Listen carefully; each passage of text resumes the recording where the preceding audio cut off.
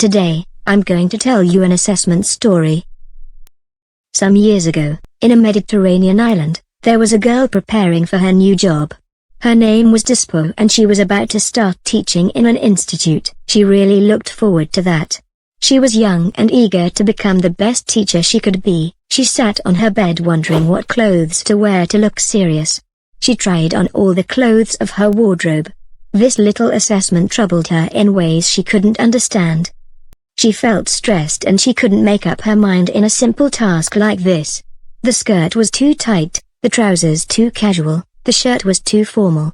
Dispo couldn't decide. It had to be something comfortable and neat. At the end she decided that nothing would fit better than a dress, a white, mid-knee dress.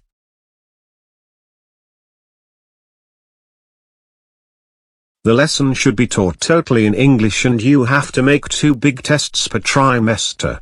If a student is more active than expected, you should send him directly to my office. The other teachers look very organized with many fine materials and lots of handouts with them. I only have my laptop. Will it be enough? Oh. No handouts. You need to start teaching the book from the very first day if you want to cover the curriculum on time. On the first lesson, Dispo spent time to meet the students and then they started talking about their summer. The students showed some holiday photos in class. By the end of the week, Dispo had established a good communication with her students, identified their weaknesses and strengths.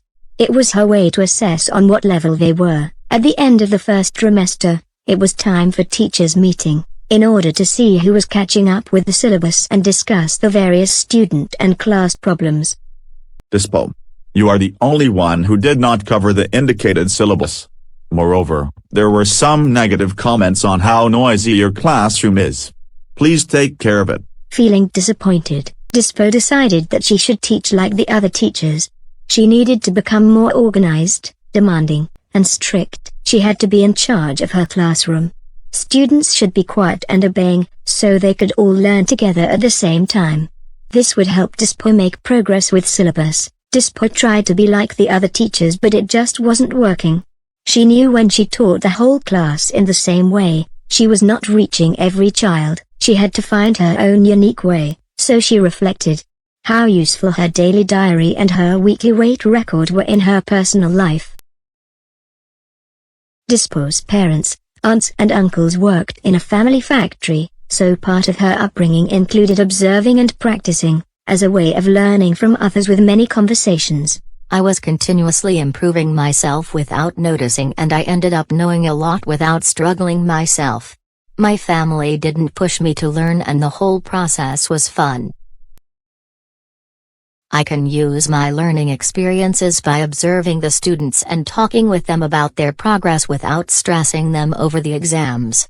I want them to succeed, not to panic. I need a student to be the teacher today and tell us what we have learned so far. Yes, Sarah. We have learned about present simple. We put an S when we have he she it. I know that in negation we use the verb I forgot, Ms. Dispo. Oh, I think we use don't or doesn't. Thank you, Michael. Who wants to add more of what we have learned for present simple? I know I do well and my students learn as much as they can, but what if they don't do very well in tests? What have I taught them? What have they learned? Oh. Should I teach more? During the test, students usually feel worried, stressed, not well prepared and they don't believe in themselves. But, Dispo's students didn't share those negative thoughts.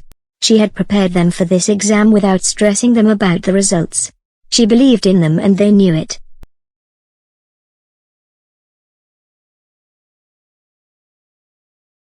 Tests were given. When the results came out, the other teachers had some of the highest scores, and some of the lowest. Dispo's class performed well. None of her students failed. Miss Dispo, your students may not have the highest grades but your class has the highest percentage in success. Well done. Assessment helps teachers and students understand what they can do and where are headed. Sometimes you need to make your own pathway to success, but remember, assessment is not about grades. Assessment is designed to fit into the learning process and make learning stronger. Thank you.